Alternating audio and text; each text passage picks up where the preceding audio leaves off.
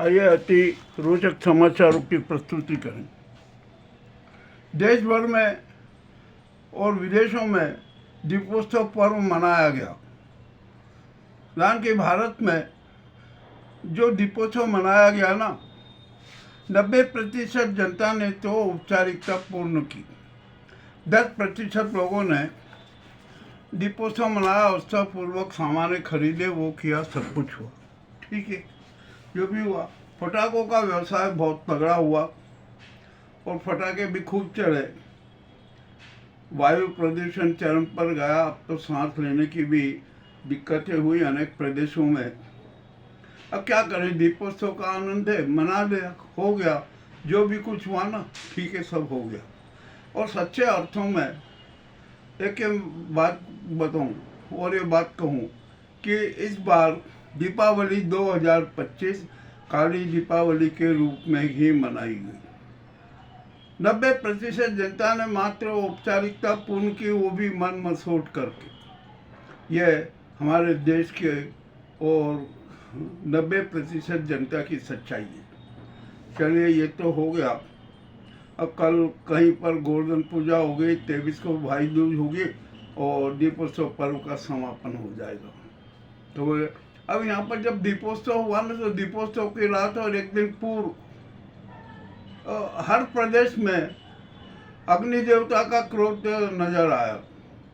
अनेक प्रदेशों में अनेक अग्निकांड हुए।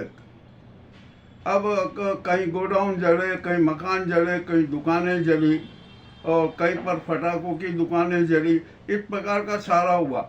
अभी ताज़ा घटना तो एक आई है, और वो घटना यह है कि मथुरा में एक बस में आग लग गई। उसमें 35 से 40 यात्री सवार थे।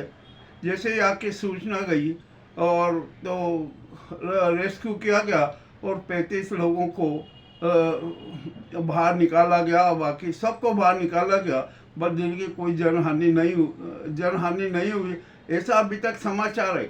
बाद में क्या होगा अभी कुछ कह नहीं सकते। खैर, जो भी हुआ हो ना, ये यहाँ पर अग्नि देवता ने भी अपना रौद्र रूप दिखाया। हर प्रदेशों में अग्निकांड बहुत अधिक संख्या में हुए।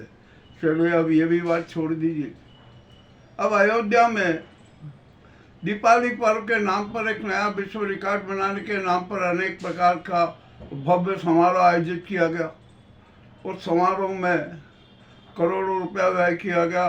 करीबन 36 लाख दीपक जलाए गए और डिजिटल का लाइटिंग कार्यक्रम हुआ। ये भी हुआ, सब कुछ हुआ। परंतु यहाँ पर 2 घटनाएं ऐसी हुई है कि जिसके बारे में हमें सोचना पड़ेगा और आत्मचिंतन करना पड़ेगा। यहाँ पर जब दीपोत्सव के जो दीप जलाए गए ना, उनमें कुछ दिए बुझते भी गए और बहुत सारे दिए बुझे। ये भी हुआ।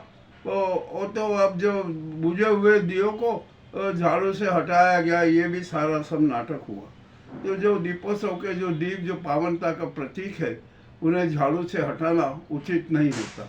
ठीक है, जो हो गया, अब क्या किया जाए। शोबाजी है, शोबाजी कर ली। राजनीति करना है, राजनीति कर ली। और इसी घटनाक्रम में अब जो बड़ी विचित्र बात थी, जो दिए जलाए गए थे ना, अब बुझे दिले, वो दिए जो जले नहीं, वो उसका तेल गरीब लोग अपने बर्तनों में ले गए। क्योंकि सरसों का तेल है, महंगा है, आम आदमी खरीदी में बड़ा परेशान होता है। तो इस बहाने उन्होंने तेल इकट्ठा किया और वो ले गए। किंतु ये तो गरीबों की स्थिति है, हमारे देश के जनता की स्थिति बता रही है। वहीं राजनेता अपने वर्चस्व के लिए राजनीति कर रहे हैं दीपोत्सव के नाम पर भी। इतना ही नहीं हुआ, अयोध्या में जो दीपोत्सव हुआ ना, उसमें एक बड़ी विचित्र राजनीतिक घटना भी हुई। दोनों डिप्टी सीएम इस दीपोत्सव समारोह में न तो आमंत्रित किए गए, न उनको बुलाया गया। और जो एक प्रचार के लिए बैनर लगाए गए थे, उसमें भी उनके नाम तक नहीं थे। वे नाराज हुए, नहीं गए। अब इतना बड़ा समारोह है, तो राज्यपाल को तो आना था, परंतु राज्यपाल आनंदीबेन भी उस समारोह में नहीं गई। इसका मतलब यह हुआ कि योगी ने अपने आप को स्थापित करने के लिए, अपने आप को प्रचारित करने के लिए इस प्रकार की घिनौनी राजनीति की। यह अयोध्या की सच घटना है, कोई कल्पना नहीं है, परिकल्पना नहीं है। जो घटित हुआ है ना, वही सबके सामने प्रस्तुत है। चलिए ठीक है, अब जो भी हो गया, अब समारोह हो गया, ये हो गया, सब कुछ हो गया। अब कैसे भी करें, जो भी हो। और हमारे मान से तो है ना, इस बार दीपोत्सव शुभ मुहूर्त में नहीं मनाया गया। 20 को अमावस्या थी और 21 को भी अमावस्या के, तो दीपोत्सव जब ही मनाया जाता है जब प्रदोष काल भी लगे, किंतु न तो 20 तारीख को प्रदोष काल था और न अभी 21 को। तो 21 को भी कैसे दीपावली मनाए और 20 को भी कैसे मनाए। तब ये जो भी होना था हो गया। इस धार्मिक पचड़े में हम फंसना नहीं चाहते। जो भी हो गया ना, अच्छा हो रहा है, ठीक है। दीपोत्सव हुआ ना, हमें तिमिर से प्रकाश की ओर जाना था, असंख्य दीप जले। अब प्रकाश की फैला के नहीं, यह भी हमें सोचना पड़ेगा। परंतु जो घटनाक्रम और घटना चक्र है ना, उससे तो ऐसा लगता है कि हम तिमिर के चक्रव्यूह में ही है। चलिए, अब ये भी यहाँ पर हम इस बात की तीसरी कर देते हैं। आगे आइए। अब राष्ट्रपति मुर्मू जी के सामने कुछ आदिवासी महिलाएं गई। राष्ट्रपति जी भी प्रसन्न हुई कि अरे वो मेरी प्रशंसा करेगी, ये करेगी, सब कुछ हो गया। तो राष्ट्रपति मुर्मू जी ने उन आदिवासी महिलाओं से पूछा कि हाँ, आप बताइए क्या क्या समस्या। तो आदिवासी महिलाएं तो खुलकर बोली कि अरे आप जो ये हमें 5 किलो अनाज का नाटक देते हैं ना, हमें तो 2 ही किलो मिलता है। दूसरी महिला भी थी, उसने भी यही बात कही। अनेक महिलाओं ने यही बात कही। तो राष्ट्रपति जी को भी दिमाग में स्पष्ट हो जाना चाहिए कि ये खाद्यान्न चोर कौन है। तो वोट चोर तो हमने देखा, सत्ता चोर हमने देखे, अब ये खाद्यान्न चोर का भी एक नया मामला आ गया।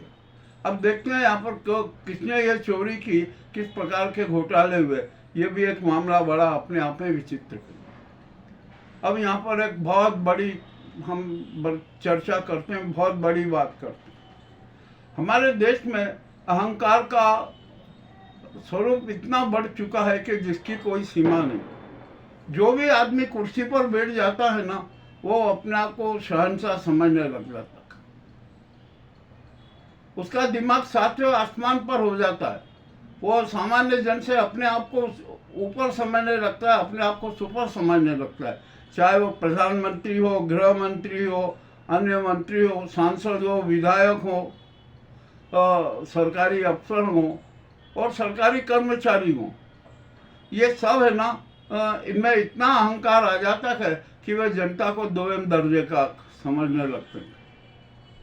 और लाल फीताशाही चलती है, हवाबाजी चलती है, जुमलेबाजी चलती है, धोखाधड़ी चलती है, अनेक प्रकार के नाटक होते हैं।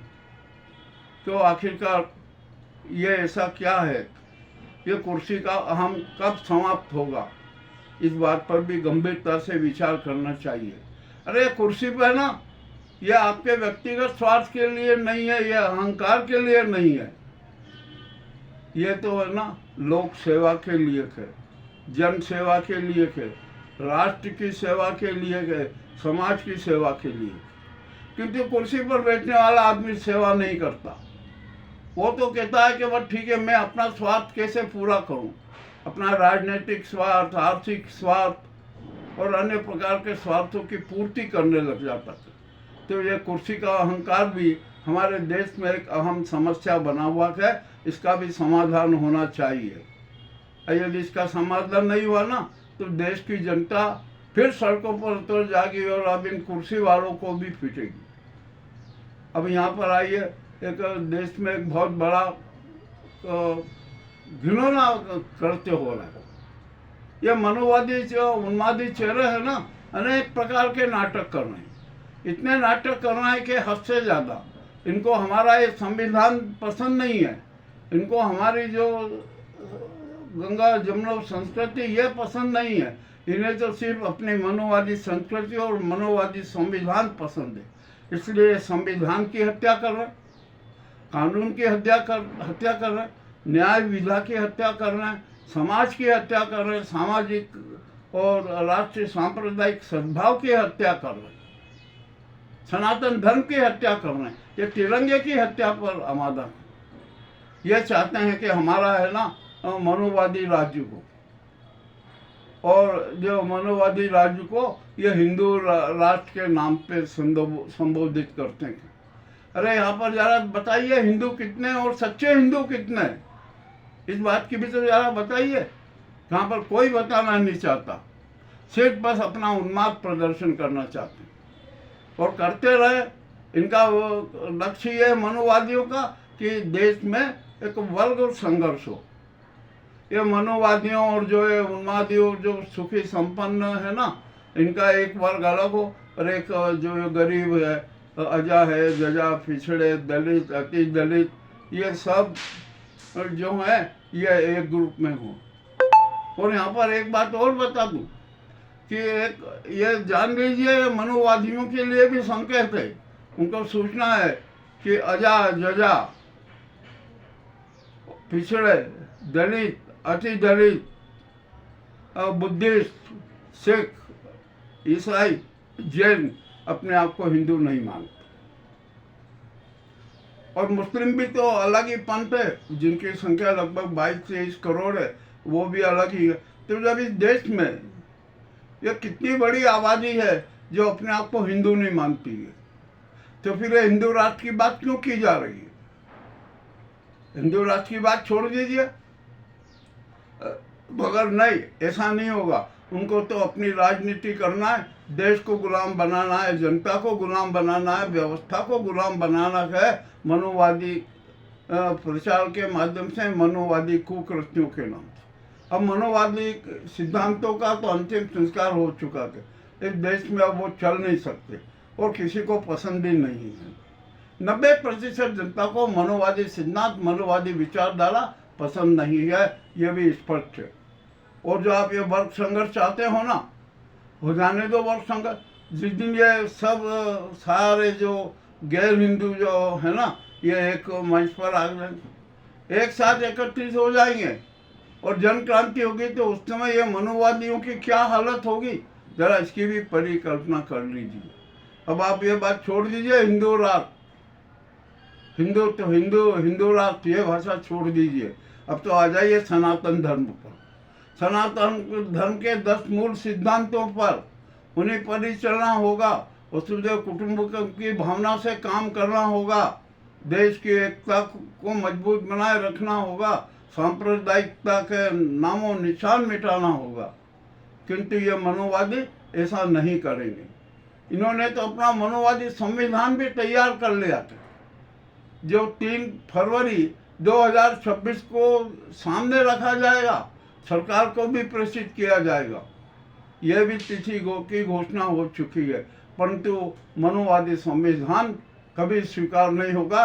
हमारा जो वर्तमान संविधान है वो ही संविधान मुख्य रहेगा, प्रमुख रहेगा, उसको कोई नहीं मिटा सकता, उसकी कोई हत्या नहीं कर सकता। अरे तिरंगे तक की हत्या करने पर आमादा हैं, ये शातिर शिकारी हैं, दरिंदे हैं। इनका उपचार तो अब 90% जनता को करना पड़ेगा जन क्रांति के माध्यम से। अभी बड़े बड़े विचित्र कांड हमारे सामने आ रहे हैं, और यही जो मनोवादी ये नाजी और गुजराती और संघी गैंग है ना, हमारी न्यायपालिका को, न्याय विधा को, न्याय व्यवस्था को भी समाप्त करना चाहती है। ये न्यायाधीशों पर दबाव डालते हैं, प्रेशर डालते हैं, उनके जांच करवाते हैं, उनको धौंस देते हैं, उनको जेल में डालने की बात करते हैं, उनके परिवारों को प्रताड़ित करते हैं और अपने पक्ष में निर्णय करवाते हैं। यह किसी से छिपा नहीं है। हमारे अभी मध्य प्रदेश के जो मुरलीधरन साहब है, उनके साथ जो हुआ ना, यह भी किसी से छिपा नहीं है। वहाँ पर खुली धौंस दी जाती है कि जो भी न्यायाधीश हमारे पक्ष में नहीं रहेगा ना, उसको लोया बना दिया जाएगा, न्यायमूर्ति लोया जैसा उसके साथ व्यवहार हो जाएगा। यह भी किसी से बात छिपी नहीं है। तो हमारे देश में बड़ी विचित्र स्थिति बनी हुई है। देश में जन क्रांति की जरूरत है। अब तो 90% जनता सड़कों पर उतरेगी। इन मनोवादियों का और ये गुजराती गैंग का, गुजराती सरकार का अंतिम संस्कार करके रहेगी। चलिए, ये भी बात हो गई। और अब इसके अलावा क्या हम बात करें? ये संघ के जो है ना, जो अपने आप को संस्कृति और हिंदुत्व और हिंदू राष्ट्र का ठेकेदार जताने में कसर नहीं छोड़ता है, उसके भी सारे काले कारनामे उजागर पूरे देश में उसके खिलाफ जो एक लहर चल रही है, उनके कांडों का सारा राज खुलता जा रहा है। इनका भी उपचार जनता करेगी। आप कोई भरोसे में मत रहिए।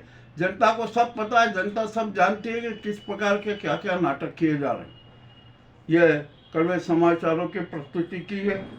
ये तो हमारे कड़वे समाचार का पहला भाग है। अभी बहुत सारे बातें बाकी हैं। हम उसको भी कड़वे समाचार भाग 2 के रूप में प्रस्तुत करेंगे।